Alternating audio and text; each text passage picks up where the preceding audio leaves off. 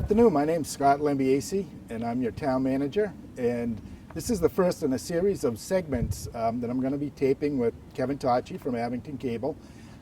My goal is to go about town and meet with the different departments and department heads. We're going to meet with some committees, and we're just going to talk about what the departments are doing, what the committees are doing, and show you some of the features and amenities that we have around town. Today is our first segment, and I'm going to start off by introducing Kelly Johnson. Kelly is our recreation coordinator. And Kelly, could you tell us a little bit about yourself? Sure. So I have worked with the DPW for about 5 years now, and I started off just under the recreation director from previous years, and then I have slowly worked my way up and then have been the recreation coordinator for, this will be my 4th summer now. And then I just work on the DPW throughout the year, and then my main job throughout the summer and spring is recreation. Great. And this is sort of your big part of your program. This is Yes. Island Grove, Yep. and the camp is called Eager Beaver. the Eager Beaver Camp, and this is obviously the pool behind us. Yes. Can you tell us a little bit about your summer program? Sure. So most of the time in most years we would have a very large camp over on the other side of Island Grove. It's called Eager Beaver Day Program. Our Eager Beaver program has grown significantly throughout the last few years. It started off when I was here, first beginning probably in the 70, 80 range, and now it's anywhere from 120 to 150 kids every year from all different towns. We have some, mainly Abington, but then we have some from Rockland and Brockton and Pembroke. And then this is, as you said, our town pool, which I know doesn't look much like a pool, but it's a sand bottom pool. It is chlorinated. It gets that beautiful color from the iron in it. Looks very natural. Yes, it looks more like a pond. It Yes. reacts with the chlorine. We have about 40 part-time employees every year. And then besides these 2 programs, we do have a lot of specialty programs, art, sports camps, those kind of things throughout the year. And by and large, the pool, the lifeguards, and all your counselors, the program is pretty much funded by the registration fees and what people are paying to come here and enjoy it. Yeah, so it's mainly funded a lot recently by our camp. And then we have the snack shack open, we have registrations open, so memberships go towards helping to keep the pool maintained between the chlorine and the new sand and the employees. And then, yeah, between that and the camp, that's kind of what keeps this place going every year. Now, obviously, this year has been a challenging year for everybody, and and I know firsthand that it's been quite a challenge for you. But can you give us an idea of just how this pandemic has affected the programs and what we're doing and what you're doing this year? Sure. So the main thing that it affected right off the bat was we did have to cancel our Eager Beaver Day program. That was mainly due to the guidelines, just with the amount of kids we have and the amount of staff we have. We just, between myself and the board and our camp supervisors, it just wasn't realistic to be able to follow those guidelines and keep the community and everybody safe.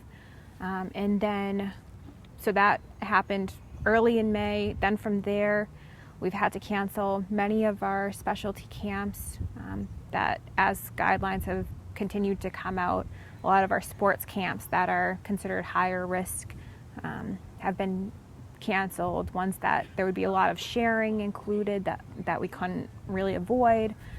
And then, like, we have opened our pool, and even with that, there's been we've had to restrict the amount of people every day that come down here. There's masks that need to be worn to go to the bathroom and the snack shack, and then just a lot of additional cleaning and sanitizing and those types of things. Now, obviously, we're hoping for much better times next I year, hope so. and hopefully all of our programs will be up and running. But, is there anything that you're hoping to expand on, or some stuff that we can hope to see in the future that might be a little different or more of what we're doing?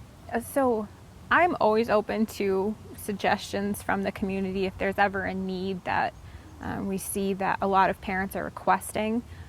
This year we actually were really excited to be able to offer golf camp, which has been something that parents have been requesting for the last few years, and it just happened that golf, you can easily socially distance. It's not something that requires a lot of physical touch or a lot of equipment on you. So we were really excited to be able to offer that. I think it will go really well right now with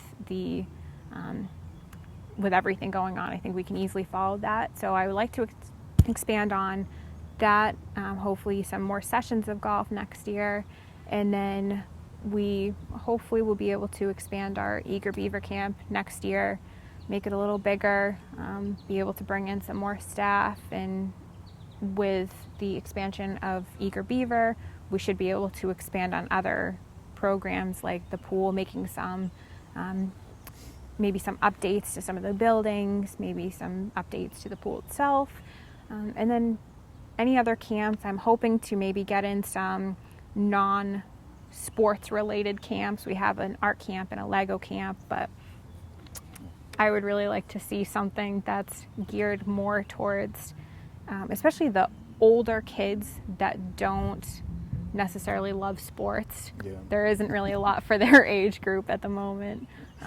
So hopefully Can next have year. a gaming camp. Possibly. I thought about it. All right, now this is an amazing spot, and hopefully, everyone in town is well aware of it. It's called Island Grove, and can you give me just a Reader's Digest version of the history to this? Or? Yeah, so it was donated to the town back in the 1800s, late 1800s. It was used for a variation of things. I believe it was actually once an amusement park and a couple other things.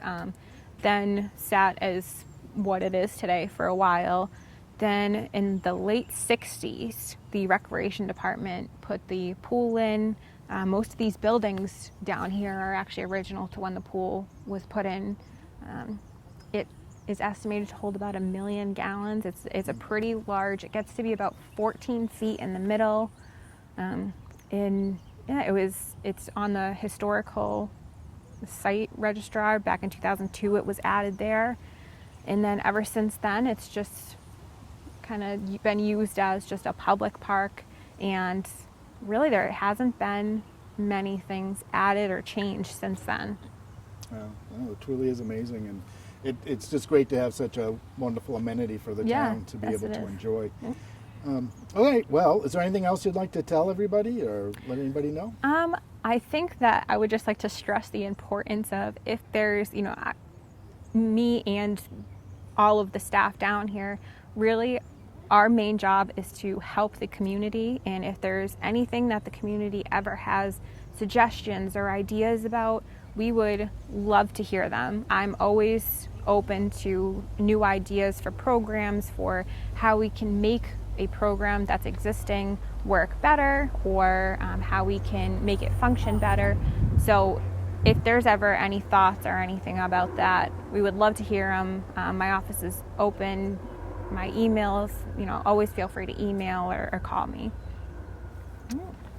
Excellent.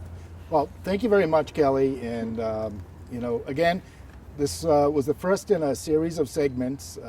I'm looking forward to our next one, and I'm really not sure where it'll be yet. But, again, I hope you all enjoyed it, and we'll do this again soon.